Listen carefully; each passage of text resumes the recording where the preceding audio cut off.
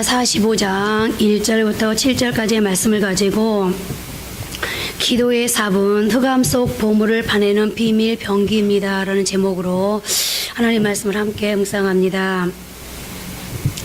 사람들은 흑암의 가치를 무시하는 경향이 있습니다. 우리 그리스도인들에게 있어 흑암이라고 하면 일종의 고난을 의미합니다. 그래서 흔히들 흑암은 나쁜 것이고 피해야 하고 빨리 벗어나는 것이 상책이라고 생각합니다. 그런데 성경은 전혀 다른 이야기를 하고 있습니다. 오늘 본문 이사야 45장 3절입니다. 내게 흑암 중에 보아와 은밀한 곳에 숨은 재물을 주어 내 이름을 부르는 자가 나 여호와 이스라엘 하나님인 줄을 내가 알게 하리라.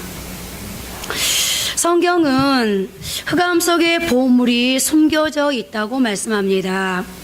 흑암에서 보물이 나온다는 것입니다. 그리고 여기 흑암은 우리 앞에 닥친 고난이라고 해석할 수도 있고 원치 않게 당하게 된 압박의 시기라고도 말할 수 있는데요. 그런데 이 고난의 시기, 압박의 시기가 우리에게 오히려 축복의 시기일 수 있다는 것입니다.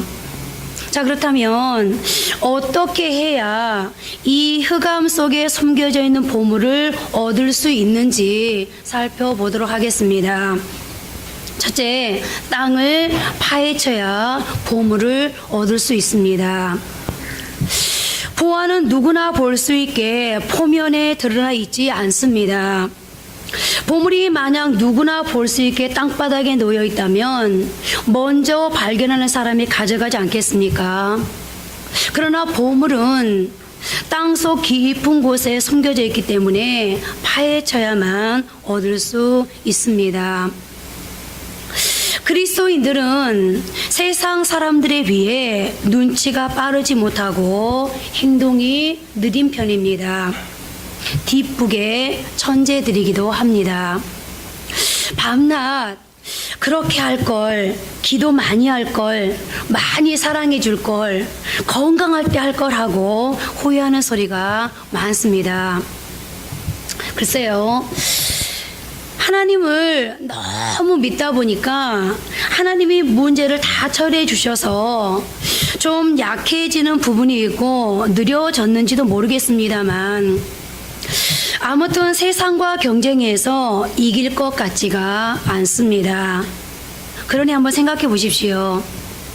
하나님께서 귀한 보화를 누구나 볼 수 있게 땅 위에 두셨다면 하나님의 자녀인 우리들이 그것을 차지할 가능성이 있겠습니까?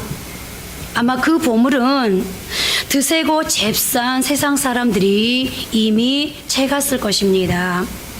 특히 저같이 둔한 사람은 맨날 혼문만 켜고 있을 것입니다. 설령 하나님의 자녀들이 먼저 보물을 취했다고 해도 남들에게 금세 빼앗길 것이 분명합니다. 그래서 하나님께서는 이렇게 느린 하나님의 백성들이 보물을 차지할 수 있도록 땅속 깊숙이 묻어 놓으신 것입니다. 그러나 우리에게는 세상 사람들에게 없는 비밀 병기가 있습니다. 바로 기도의 삽입니다. 그리고 그 삽으로 기다림과 인내와 묵상을 통해 보물을 파낼 수 있게끔 해 놓으셨습니다. 파기만 하면 귀한 보물을 내 것으로 만들 수 있는 것입니다. 물론 하나님께서는 이 좋은 것을 우리에게 바로 주시면 될 텐데 왜 땅속에 숨겨 놓으신 것입니까? 라는 그런 의문이 들 때도 있습니다. 그러나 다 이유가 있습니다. 모든 사람이 다 볼 수 있다면 내가 제일 먼저 보물을 차지할 수가 없으니까 오직 나에게만 주시기 위해서 하나님께서는 우리에게 세상 사람들에게는 없는 삽을 먼저 주시고 그리고 내가 파야 될 오직 나에게만 주시고자 하시는 내 것인 보물을 땅속에 묻어 놓으신 것입니다.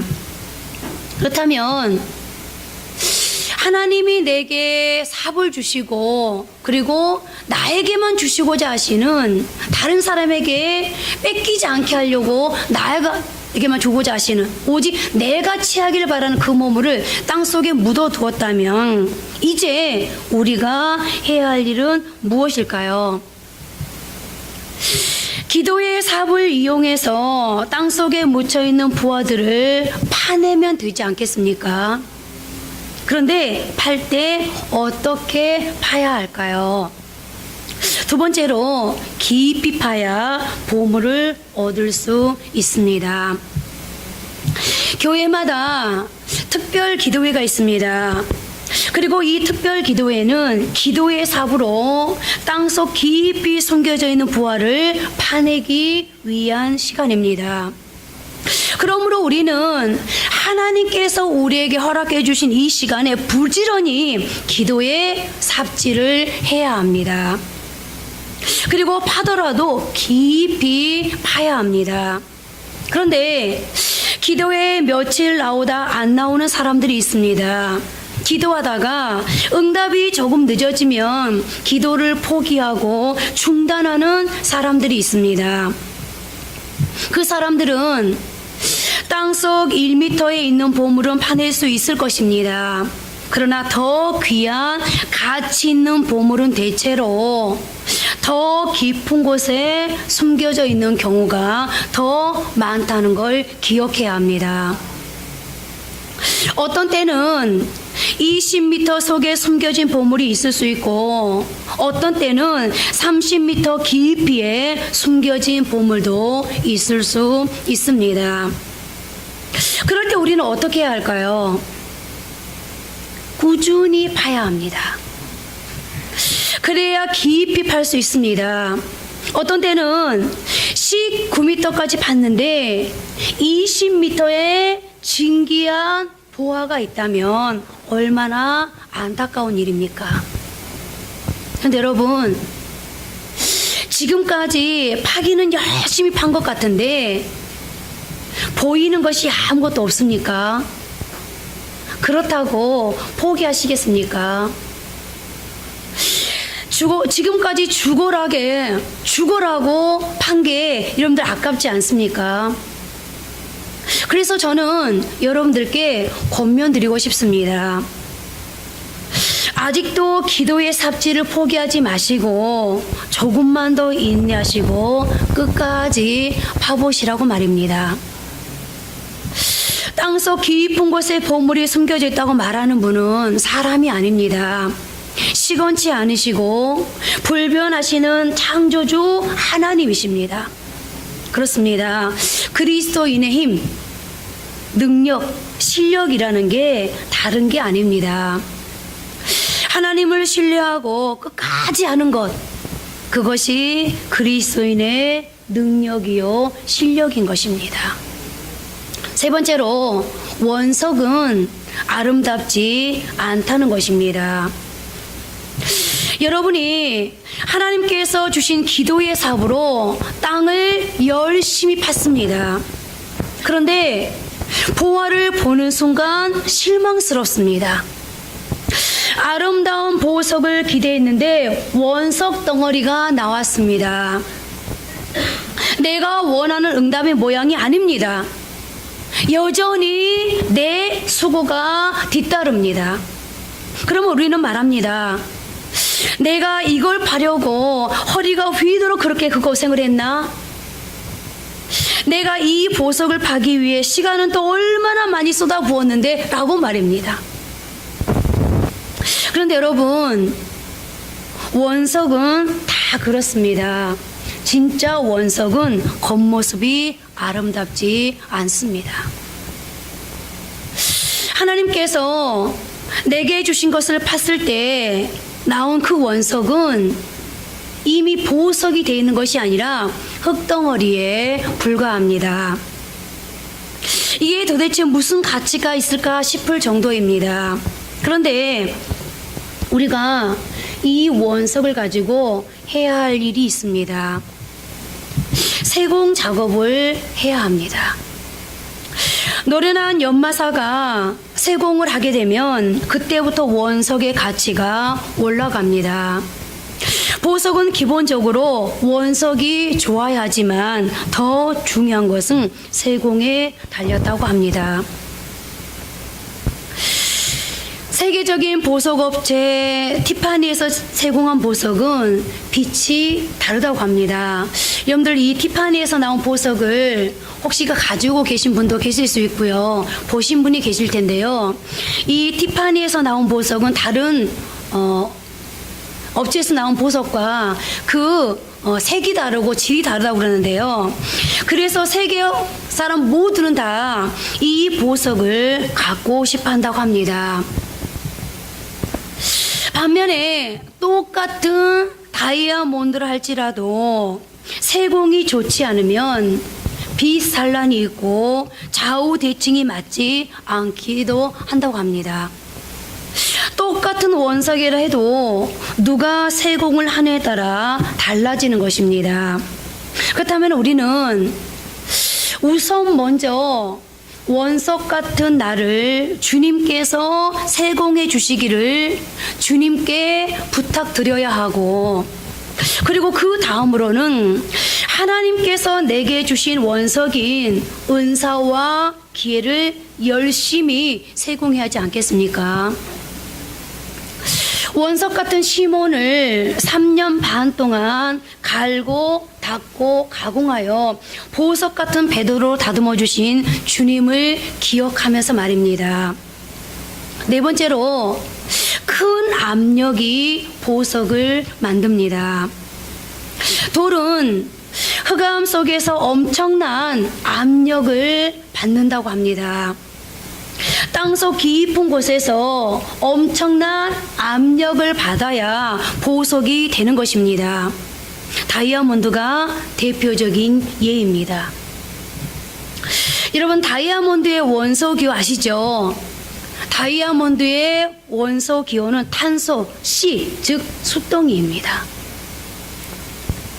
탄소가, 이 숫덩이가 압력을 적게 받으면 석탄이 되고 압력을 많이 받으면 다이아몬드가 된다고 합니다.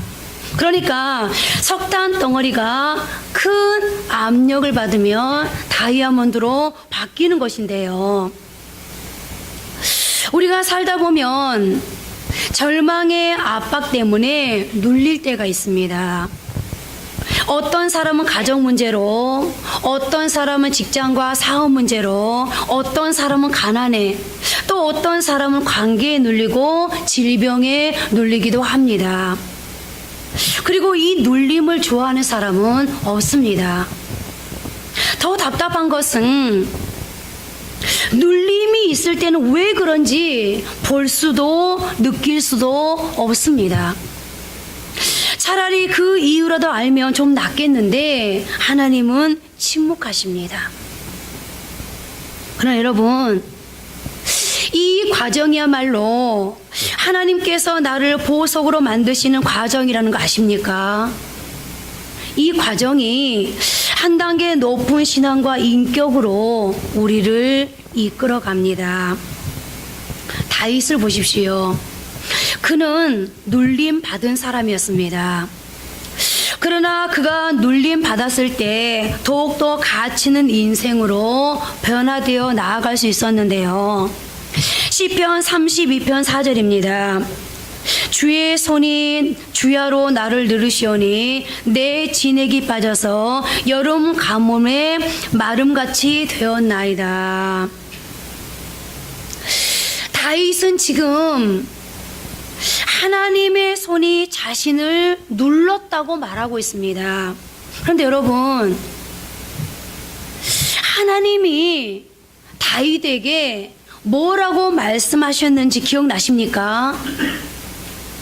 하나님이 다윗을 향해서 내 마음에 합한 자다라고 말씀하셨습니다.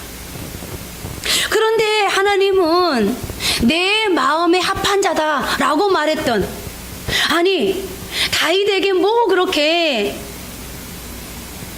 불만이 있으셔서 다윗에게 뭘 그렇게 훈련시킬 게 있다고, 다윗에게 뭐 그렇게 고칠 게 있다고, 내 마음에 합한 자다라고 말씀하셔놓고선 다윗을 그렇게 짓누르시는 겁니까? 그것도 주야로 말입니다. 주님의 손이 주야로 누르니까 다윗은 진액이 다 빠져버렸다고 했습니다. 그래서 가뭄의 마름같이 되었다고 했습니다. 얼마나 그 상태가 심했으면 내 진액이 다 빠져버렸다, 가뭄의 마름같이 되었다라고 고백하고 있겠습니까? 그러나 이 다윗의 고백이 진리인 것은 주님이 주야로 누름으로 그 눌림으로 결국은 망했다는 이야기가 아닙니다. 오히려 그 눌림으로 하나님께서 귀하게 쓰임받는 인물이 되었다는 이야기입니다. 하나님의 누름으로 나의 인간성의 진액을 다 쏟고 오히려 보석이 되는 은혜의 사람이 되었다는 이야기인 것입니다. 그러므로 우리는 다윗이 눌림으로 고통의 순간을 살아가긴 했지만 그의 인생에도 하나님의 이 누르심이 필요했기 때문에 하나님이 허락하셨다는 은혜의 결론에 이르게 됩니다. 시편 66편 10절에서 12절에는 하나님께서는 때로 하나님이 택하신 하나님의 백성들에게 어려운 상황을 겪게 하시는 장면을 이렇게 표현하고 있습니다. 우리 함께 합독해 보십니다. 하나님이여, 주께서 우리를 시험하시되 우리를 단련하시기를 은을 단련함 같이 하셨으며 우리를 끌어 그물에 걸리게 하시며 어려운 짐을 우리 허리에 메어 두셨으며 사람들이 우리 머리를 타고 가게 하셨나이다. 하나님께서 하나님의 사람들을 단련하실 때 은을 단련하신 같이 하신다라고 말씀하고 있습니다. 그물에 걸리게 하시고 내 몸을 내 마음대로 할 수 없을 만큼의 무거운 짐을 내 허리에 묶어두시고 더 심한 것은 사람들이 내 머리를 타고 다니게 한다는 거예요. 내 인격이 짓밟힌다는 거죠.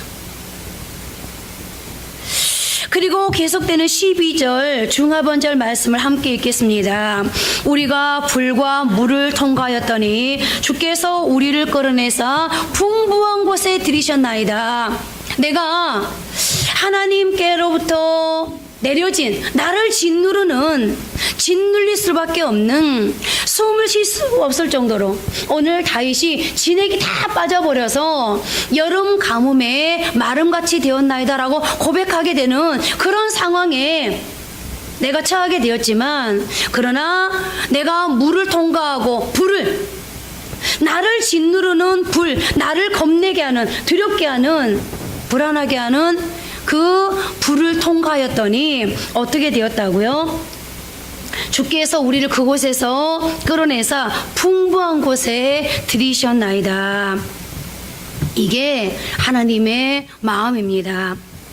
하나님은 잠시 우리를 단련하시기 위해 나를 짓누르시지만 결국 좋은 것을 주시는 분이라는 겁니다. 혹 여러분이 인생을 살아가시다가 지금 여러 가지 인생사에 밟히고 눌리십니까? 그렇다면 지금 여러분은 보석이 되어가는 과정 속에 있는 것임을 잊지 마십시오. 고난이 축복입니다. 눌림 속에서 보석이 나옵니다. 큰 압력이 보석을 만듭니다. 마지막 5번째로 불순물이 아름다운 색을 만든다는 것입니다. 다이아몬드는 원래 색이 없다고 합니다. 그런데 핑크빛 다이아몬드처럼 색이 있는 다이아몬드가 있다고 하는데요. 어떻게 그렇게 핑크빛을 내는가 했더니 그 속에 불순물이 있기 때문이랍니다. 다이아몬드 자체에 빛이 있는 것이 아니라 불순물이 반사되면서 색이 나오는 것이라는데요. 그래서 불순물이 없는 다이아몬드보다 불순물이 있어서 오히려 그 불순물 때문에 반사돼 빛이 나온 다이아몬드가 훨씬 더 가치가 있고 더 훨씬 비싸답니다. 저는 다이아몬드를 사본 적도 없고 제가 소지하고 있지 않아서 다이아몬드가 어떤 건지 잘 모르긴 하겠습니다만 어찌됐든 다이아몬드는 그렇답니다. 그래서 밋밋한 다이아몬드보다 불순물이 있음으로 인해서 반사되어서 핑크빛이 나는 다이아몬드가 훨씬 더 비싸다고 그러는데요. 우리 인생도 마찬가지입니다. 내 인생의 불순물이 나쁜 것만은 아닙니다. 또 불순물이 다 없어져야 좋은 것도 아닙니다. 오히려 불순물은 나로 하여금 빛이 나오게 하는 힘이 있습니다. 요즘 수요예배 때 약해도 쓰임 받을 수 있습니다 라는 큰 주제를 가지고 말씀을 묵상하고 있는데요. 지금 두 주 말씀을 묵상했거든요. 근데 첫 번째 주에는 베드로에 대해서, 두 번째 주에는 안드레에 대해서 말씀을 묵상했는데, 이 베드로라는 사람은 다혈질이라는 불순물 때문에 늘 문제투성이이고 실수투성이였지만, 그러나 그럼에도 이 불순물 때문에 오히려 성령 받고 난 다음에는 남들이 나서지 못하는 일에도 선뜻 나서서 주님의 일을 이루어가는 제자의 삶을 살아갈 수 있었습니다. 그 반면 안드레는 두뇌 회전이 느리다는 불순물이 있었습니다. 그러나 두뇌 회전이 느리다는 불순물이 있었지만, 그러나 그 불순물 때문에 베드로를 주님께 연결할 수 있었고, 보리떡 5개와 물고기 2마리를 가진 아이를 주님께로 연결하는 연결자 역할을 할 수 있었습니다. 분노의 사람이었던 야고보도, 속 좁은 사람 요한도, 우유부단한 사람 빌립도, 편견의 사람 나다나엘도, 불평의 사람 도마도, 오히려 그들이 가지고 있는 불순물 때문에 다른 사도들의 부족한 2%를 채워주는 사람으로 공동체를 세울 수 있었고, 바로 그것이 주님의 복음 전파를 가능하게 했습니다. 그러므로 여러분, 불순물을 없애달라고만 기도하지 마십시오. 우리는 교회 다니면서 거룩을 주장하잖아요. 그러니까 거룩 그러니까 나에게는 단점이 전혀 없어야 되는 것처럼, 나에게 불순물이 전혀 없어야 되는 것처럼 그렇게 생각을 합니다. 그래서 불순물을 없애려고 막 노력하다 보니까 약점이 되는 거, 단점이 되는 거 없애려고 하다 보니까 나중에 어떻게 되죠? 사람이 자기 포장을 하게 돼요. 마치 나에게는 불순물이 전혀 없는 것처럼, 거룩한 것처럼, 완전히 경건한 것처럼. 그러나 여러분, 때로는 그 불순물이 있기에 아름다운 색을 발할 수 있다는 것을 인정하십시오. 나에게 불순물이 있기 때문에 오히려 주님이 필요하다는 것을 인정하십시오. 한 사람의 인생을 평가해 볼 때 그 사람의 장점이 그 인생을 반드시 성공으로 만들어가는 것은 아닙니다. 오히려 그 사람의 약점이 빛을 발하고 약점이 빛을 비춰 반사시킴으로 인생이 아름다움으로 변화하는 그런 인생도 얼마든지 있습니다. 여러분은 사도 바울 하면 떠오르는 것이 무엇입니까? 저는 그가 육체에 가시가 있던 사람이라는 것이 가장 인상 깊게 다가옵니다. 왜냐하면 저도 육체에 가시가 있기 때문입니다. 육체의 불순물을 가지고 있기 때문인데요. 어찌됐든 바울에게도, 그 완벽할 것 같은 사람 바울에게도 약점이 있었습니다. 그러나 하나님께서 육체의 가시라는 그 약점에 주님의 빛을 비춰서 반사시켜 주셨을 때에 그는 위대한 사도가 될 수 있었습니다.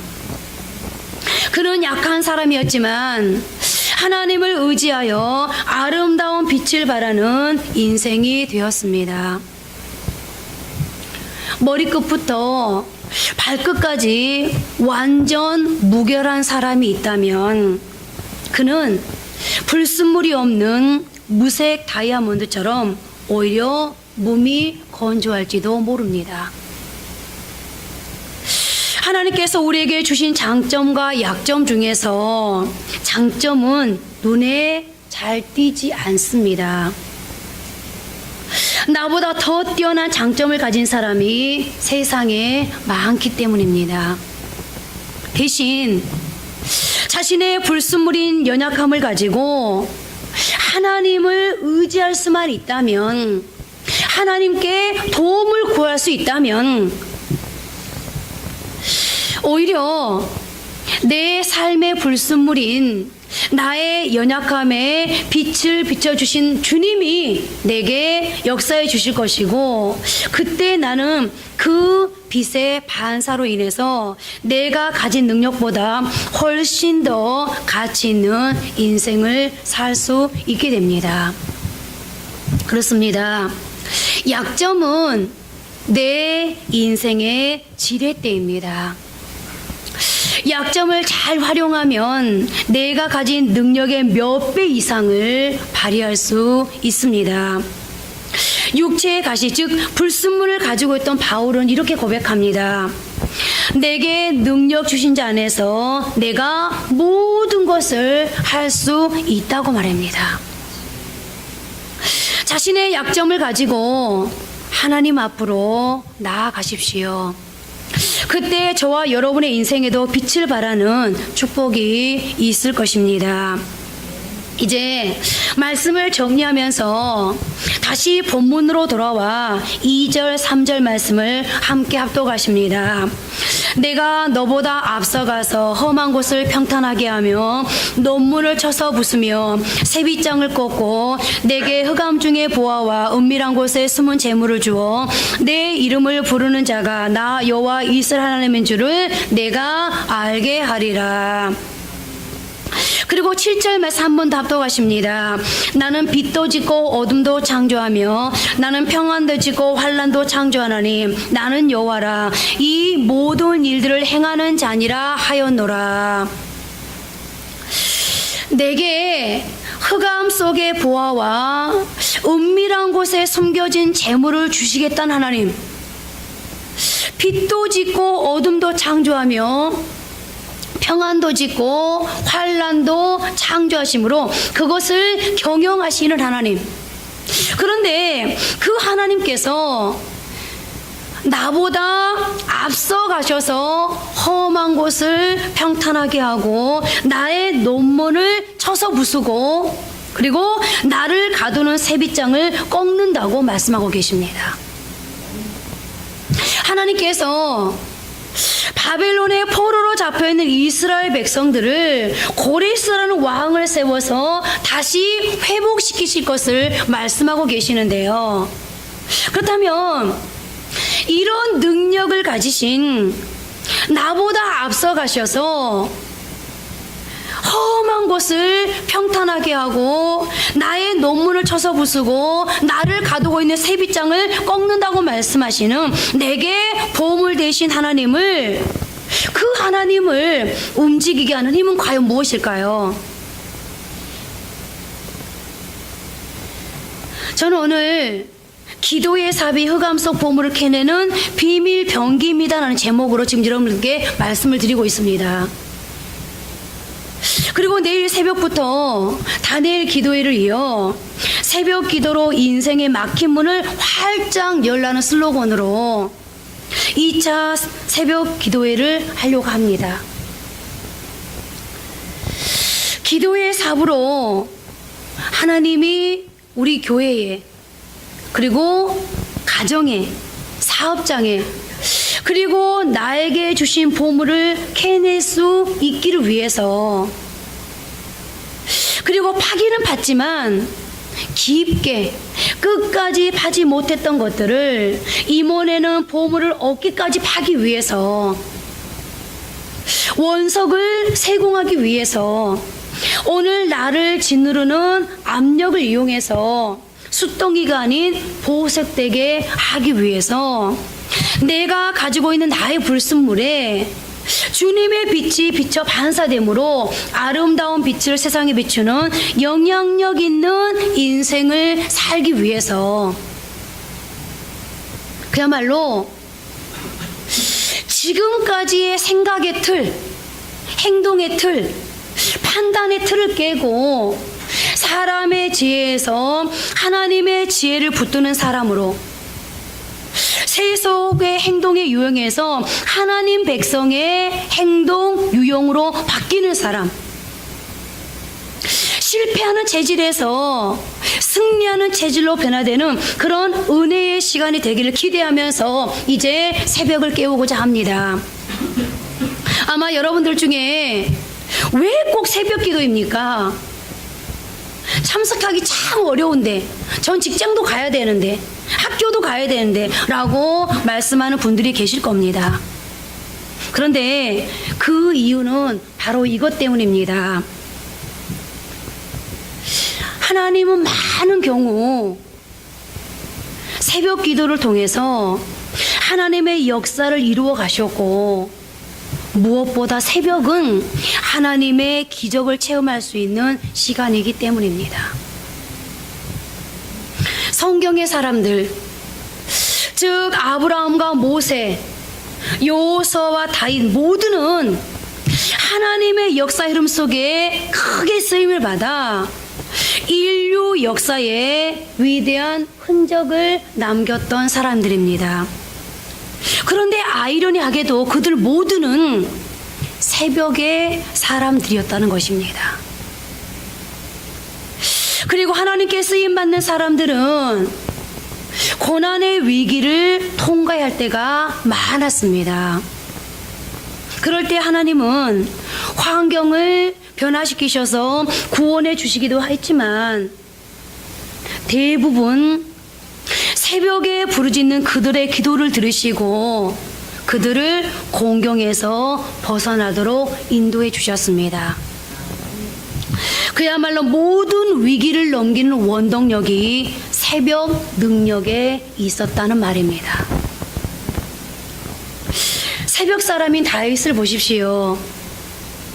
시편 57편은 다윗이 사울을 피해 굴 속에 숨어 있을 때 지은 시입니다.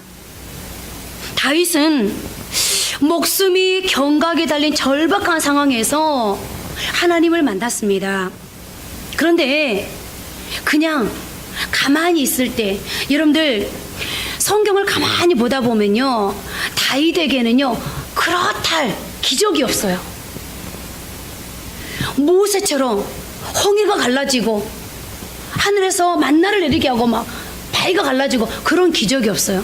여호수아처럼 여리고가 무너지고 막 싸움을 할 때마다 승리, 이런 큰 기적은 없는데요, 다윗의 생애를 가만히 추적해 보면 다윗의 일생 속에 큰 기적은, 그렇다 할 기적은 없었지만, 그러나 잔잔히 이루고 있는 하나님의 은혜, 하나님의 동행하심이 계속하고 있다는 것을 우리는 다윗의 일생을 통해서 느끼게 됩니다. 그런데 다윗의 일생 속에 그 잔잔한 하나님의 은혜가 어떻게 흐를 수 있었을까? 그것은 바로 새벽을 깨우는 사람이었기 때문인데요.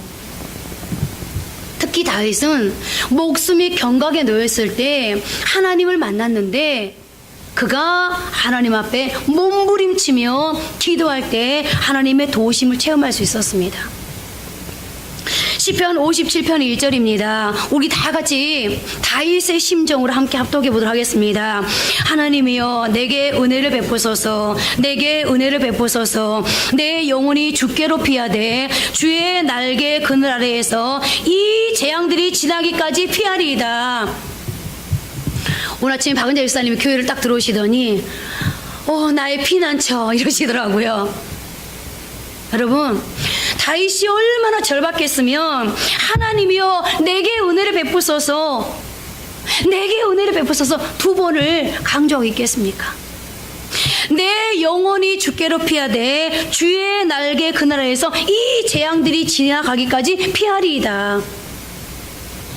다윗은 절박한 상황에서 올려드렸던 이 새벽의 부르짖음으로 하나님의 일하심을 체험하게 되었고, 지금까지도 그랬지만 앞으로도 여전히 함께할 하나님의 보호하심을 이 새벽 부르짖음 속에서 발견하게 되었습니다. 그리고 확신을 갖게 되었습니다. 그리고 계속되는 시편 57편 6절에서 8절을 통해 그는 이렇게 고백하고 있습니다. 그들이 내 걸음을 막으려고 그물을 준비하였으니 내 영혼이 억울하도다. 그들이 내 앞에 웅덩이를 팠으나 자기들이 그 중에 빠졌도다.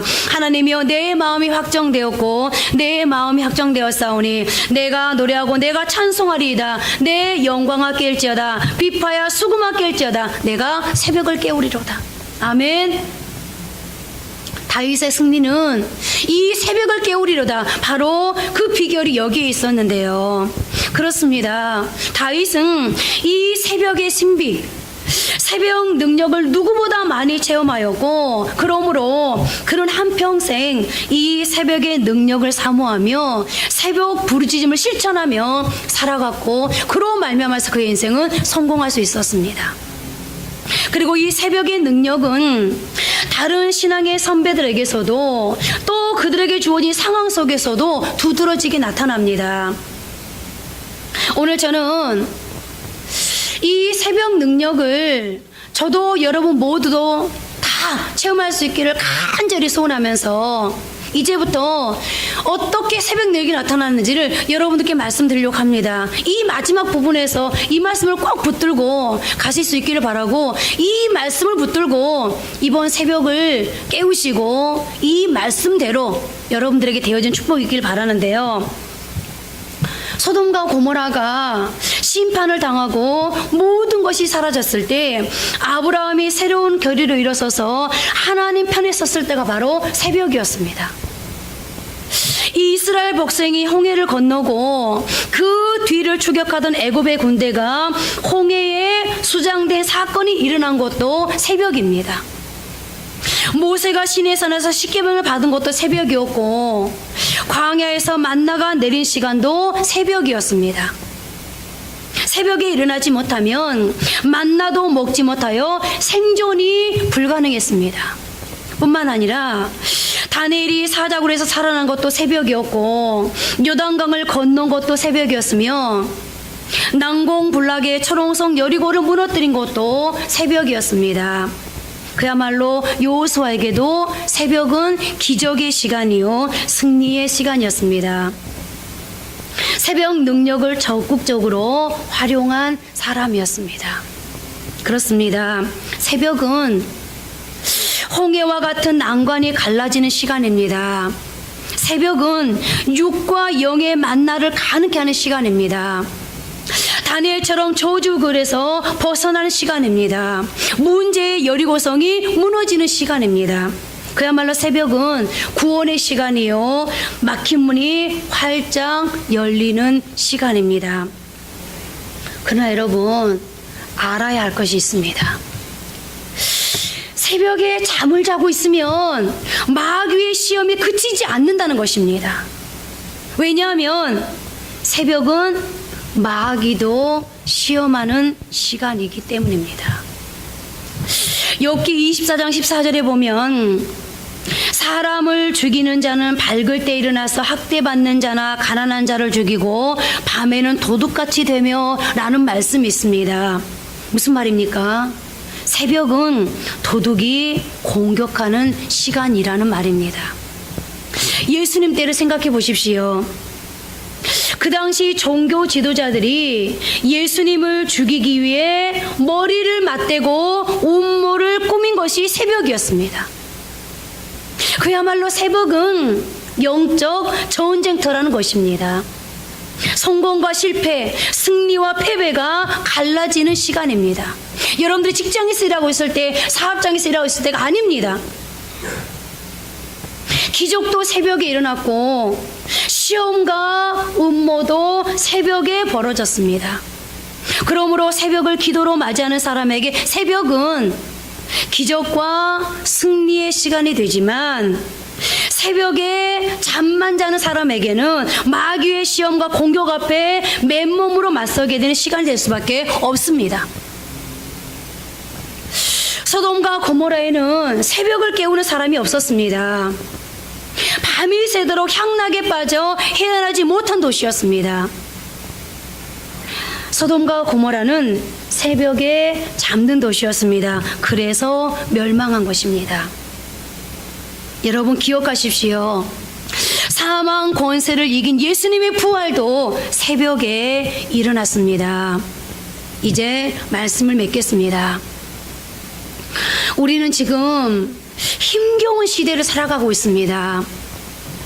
우리 이웃 이곳 저곳에서 신음소리가 들려옵니다. 이때 우리는 다시금 하나님 앞에 나아가 부르짖어야 합니다. 새벽 기도가 살아나면 여호수아와 같은 사람들이 가나안을 이제 인도할 수 있을 것이고 약속의 땅 하나님의 비전의 영토를 차지할 수 있습니다. 새벽 사람은 이 시대의 대안이며 새벽 사람은 지금 처한 이 상황을 향한 하나님의 방법입니다. 새벽 기도의 능력이 살아나면 막힌 요단강이 뚫립니다. 나를 가로막고 있는 인생의 요단강이 열립니다. 새벽 기도는 나를 살리고 교회와 가정과 자녀를 살릴 수 있습니다. 오늘 여러분들이 피치 못해서 새벽 기도를 못 나오시겠다 그러신 분들은 반드시 새벽 그 시간을 깨워서 집에서라도 기도하십시오. 새벽 기도를 통해서 막힌 내 인생의 문이 열리기를 소원하면서 믿고 기도하는 사람에게는 반드시 기적이 일어날 텐데요. 여러분들 이번 이제 크리스마스 될 때까지 계속 할 텐데 이 새벽 기도를 통해서 여러분들의 2017년도가 그야말로 부끄럽지 않는 뭔가 새로운 변화를 개혁을 가져올 수 있는 인생 역전을 가능하게 할 수 있는 그런 2017년의 마지막 기도가 되어지기를 바랍니다. 그리고 2018년 우리가 맞이할 때 분명히 저는 확신합니다. 하나님께서 저와 여러분들에게 증거를 보여주실 것을 말입니다. 우리 모두가 다 승리하는 시간 되어지기를 바랍니다. 기도하겠습니다. 이제 우리 한번 기도하실 때에 하나님 제가 2017년도를 잘 살았습니다. 그런데 아직도 뭔가 찝찝합니다. 2017년도에 하나님 앞에 이렇게 살겠다고 했던 그런 소원들은 온데간데 없고 바람도 온데간데 없고 목표도 목적도 다 희지부지 돼버렸습니다. 그러나 한 달 남은 2017년 이 한 달을 제가 기도함으로 하나님 앞에 다시 이제 서겠습니다. 제가 2017년도 마지막 기도인 이 다니엘 기도를 승리할 수 있도록 도와주십시오. 새벽 능력을 나도 체험할 수 있도록 도와주십시오. 이제 한번 우리 기도하겠습니다.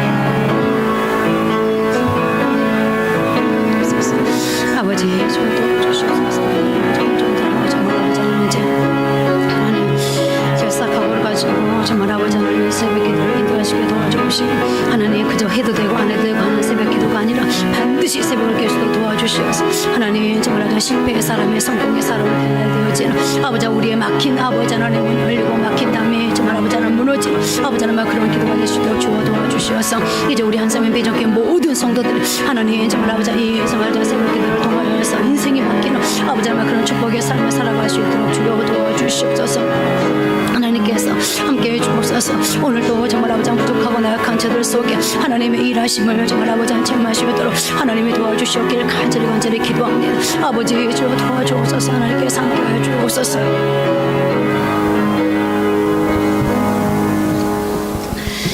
주님, 이 시대는 어쩌면 광야의 영성이 필요한지도 모르겠습니다. 광야는 정말 단조로운 곳입니다. 광야는 단순하고 비천하고 중요하지 않은 일을 계속해서 반복적으로 하는 곳입니다. 결코 신나지도 않고 결코 재미있지도 않습니다. 눈앞에 당장에 결과가 보이는 것도 아닙니다. 그러나 그 속에서 하나님을 기다리고 하나님을 섬기면서 살아가는 훈련을 해야 되는 곳이 바로 광야의 훈련입니다. 누가 보든 보지 않든 누가 알아주든 알아주지 않든 일관된 자세를 가지고 해야 되는 것이 바로 광야 훈련입니다. 주님, 그러나 그 훈련은 우리 주님의 공생애를 가능케 하는 원동력이 되었습니다. 하나님, 이제 우리가 내일부터 새벽을 깨워 하나님 앞에 이 훈련을 하고자 합니다.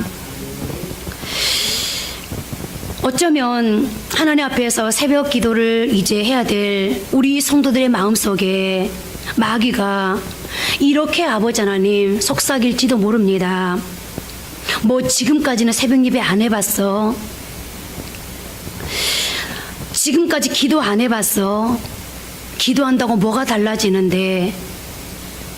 하나님, 이제 하나님 앞에 마귀는 이렇게 별 볼 일 없어 라고 우리를 유혹할지 모르겠지만, 그러나 예수님이 그랬던 것처럼 이 단조롭고 재미없고 아버지 아무런 결과도 보이지 않는 그 광야를 끝까지 인내함으로 우리 주님께서 훈련하셨더니 공생의 사역이 성공적이었던 것처럼, 하나님, 우리가 하나님 앞에서 일어나는 게 너무 힘들고 당장에 눈앞에 아무것도 보이지 않는 것 같아도 하나님, 새벽 기도를 훈련하며 하나님 앞에 하나님의 때를 기다리면서 올려드린다면 하나님, 반드시 우리에게도 새벽 능력이 나타나게 되지 않겠습니까?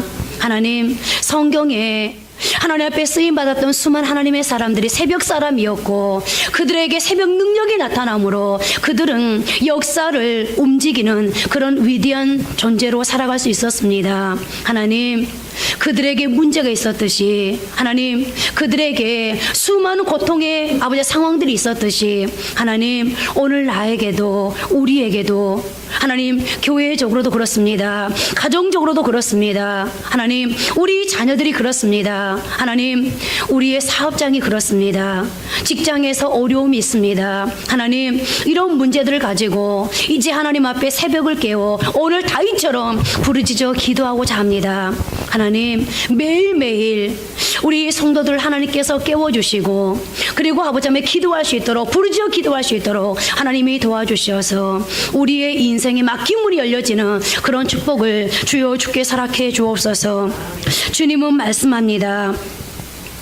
내가 너희 무덤을 열고 너희로 거기에서 나오게 하여 너희가 나를 여호와인 줄 알게 하리라. 하나님, 내 앞에 열린 문을 두었다라고 말씀하신 아버지 하나님, 하나님, 이 특별 새벽 기도회가 교회와 우리 아버지 한사님 귀족의 모든 성도들에게 하나님, 하나님께서 무덤을 열어주는 하나님 그런 기도회가 되길 원합니다. 내 앞에 열린 문을 두었으니 하나님, 그 열린 문을 통과할 수 있는 그런 기도회가 되길 원합니다. 이제 아버지 하나님, 준비하는 저부터 참석하는 우리 모든 성도들이 믿음을 가지고 확신을 가지고 하나님을 기대하면서 이제 하나님 앞에 2017년도를 기도로 마무리하게 하시고, 그러므로 2018년도가 우리에게는 인생 역전을 가능하게 하는 그런 아버지 하나님 복된 해가 될 수 있도록, 그런 복된 해로 맞이할 수 있도록 하나님이 도와주옵소서. 하나님, 사탄에게 속지 아니하게 하시고 늘 하나님을 향하여서 우리의 시선을 두고 하나님을 향하여서만 우리의 길을 열고 하나님을 향하여서만 우리의 입술의 고백이 날마다 이어질 수 있도록 주여 도와주옵소서. 그래서 우리의 기도가 모든 상황을 변화시킬 수 있는 능력이 되게 하옵소서. 하나님이 도와주실 것을 믿고 예수님 이름으로 기도드립니다. 아멘.